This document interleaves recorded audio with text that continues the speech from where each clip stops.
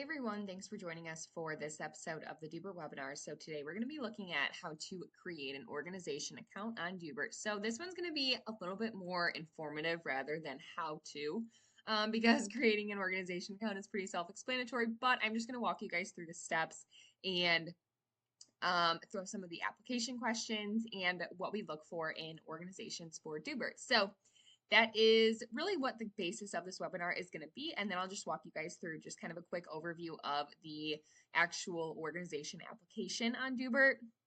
And then just kind of what our process looks like with that. But other than that, I'm Lena, your presenter. I am going to be demoing in our beta environment as well.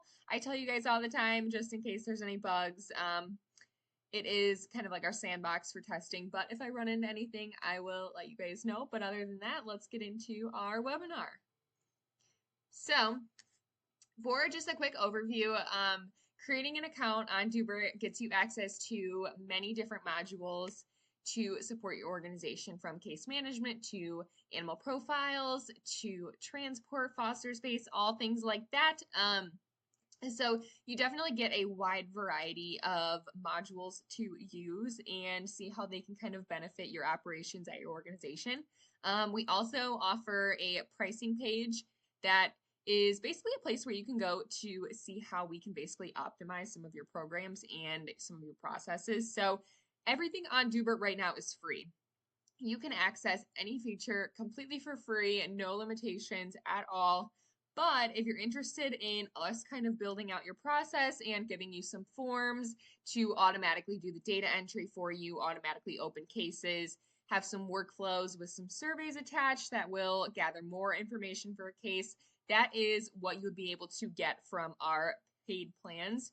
And the thing with those is we kind of transitioned our pricing model into something a little bit different. And personally, I've been loving our new pricing model because it is really just customized to your organization. So we have a variety of different options, from crisis boarding to foster management to spay and neuter management, all things like that. So basically, we help you optimize your specific program for a set cost, where we go and build out your entire CCM account with everything that you'll need to basically manage your program really efficiently. And then we'll also teach you how to use it in a one-on-one hosted training session by our team. So that's just a little bit about kind of how you can optimize your experience with Doobert. If you decide to go the paid plan route, or if you decide to go the free plan route, you can build any process you want minus the forms and workflows, for example, templates for texting, email, all things like that. You can do all of that for free. So Doobert is available to all rescue, sanctuaries, shelters, assistance dog programs, transport organizations, and many more, but you do have to be an organization in the animal welfare space to be approved on Doobert. So no matter what your program offers, if you are in the animal welfare industry, you can be a sanctuary to a rescue or a different type of organization as well. So moving on to just a little bit about the organization information that we ask for. We ask you to include a brief description about your organization, because that will be on your organization's profile. This is going to be viewable by other Doobert organizations if they are looking for collaboration opportunities, things like that. We also ask for 3 references of either vets, other organizations, or any personal references to just ensure that all the organizations on Doobert are safe and they are treating animals well. So that's one of our core values, is to ensure that the animals and the organizations have strong ethics and morals. So that's why we ask for references.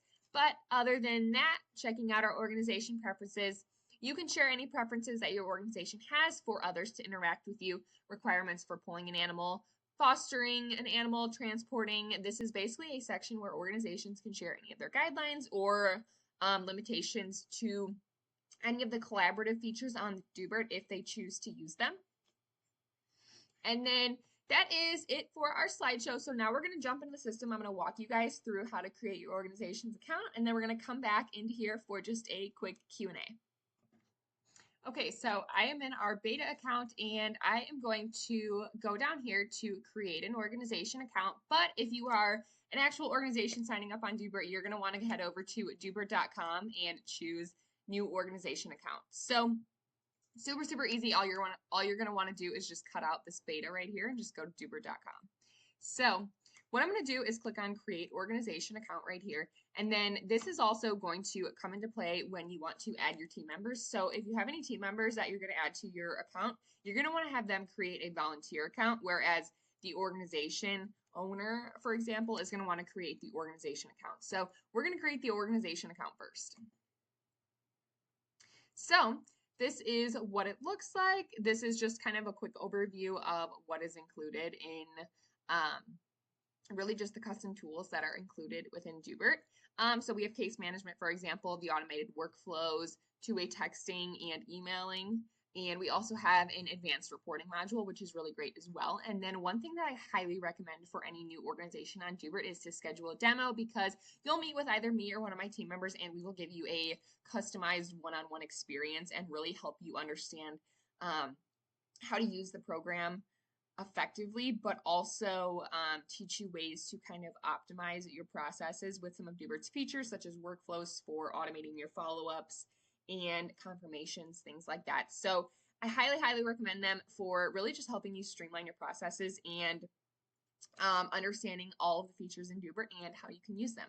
So other than that, we're going to go ahead and get started. So we're going to put in our organization name, our acronym if we have one, first name, last name, email, and password. So I'm going to go ahead and type all that in.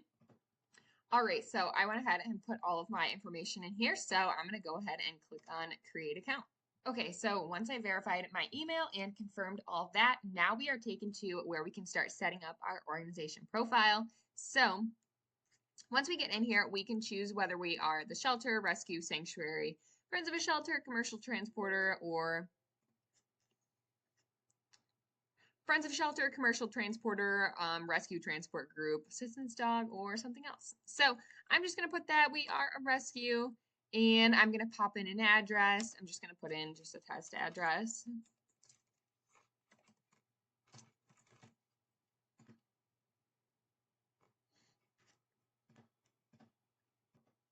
Okay, so I have all of the contact information put in here, and then if you choose to use the Doobert store, which is a really exciting feature, it is basically a space where your community can shop for pet essentials. So basically your major pet company brands, so like pet food, toys, all things like that, your community can shop from the Doobert store and then they can pay it forward basically. So we would donate 5% on their behalf back to your organization. So if you want to accept donations through the Doobert store, what you're going to do is just put in your PayPal email address, and then we will start sending you the money that you earn from that program. But that is basically it for this page. We have our rescue, we have our contact information, and that is it. So now we're going to click on next. And now we can choose whether we want to be seen on the supply and demand map. So I'm just going to put, don't put us on the map for an example. If we want to join a coalition, we can definitely do so from right here. So if you want to work with some other organizations, sorry, to transfer cases back and forth, animal profiles, all things like that, work as a team, you can click on this, request to join a coalition, and then you can choose from here. But I'm just going to turn that off. And we always ask if you align with our values. So I just want to flip yes on all of these. This is just part of our application process, all things like that. But other than that, that is the last page of the application process. So once we click submit, it's going to head over to our team where we are going to review your application, and then we're going to give you a tentative approval. So what that means is you can start diving into the system while we are working on your formal approval, which will take just a few days. And once we get your formal approval over to you, you'll also get a welcome email from one of our team members, just kind of letting you know that you can schedule a demo, check out our webinars, and check out the chat bot, all things like that, and basically just getting you in the know about what's new with Doobert and some of the resources that you might find exciting. So definitely be on the lookout for that as soon as you submit your application. And then I always highly recommend checking out the webinar series to get familiar with all of the aspects of Doobert. But other than that, I'm going to hop back into our slideshow for just a quick Q&A. So our first question is, do I have to be an organization to sign up on Doobert? And the answer is yes. So you have to be some sort of organization, whether it be a rescue shelter or any other type of animal welfare organization. We only allow organizations because we have a couple collaborative features. So we want every organization on Doobert to be of the same industry. And basically, that is why we do that. But other than that, you can't just sign up your individual self as an organization. It has to be an actual organization's account. So I just wanted to point that out. And our next question is, how many days does it usually take to get my application approved? So that's a good question, and it just typically varies depending on how many we get in a high volume or we're getting just a few. So typically we like to say 2 to 3 days. Could be up to 5. It really just depends on how busy we are with applications and getting them approved and onboarded, all things like that. But I just like to say a good few days. But other than that, that is all I have for today's webinar. So thank you guys so much for joining me, and I hope to see you in our future webinars.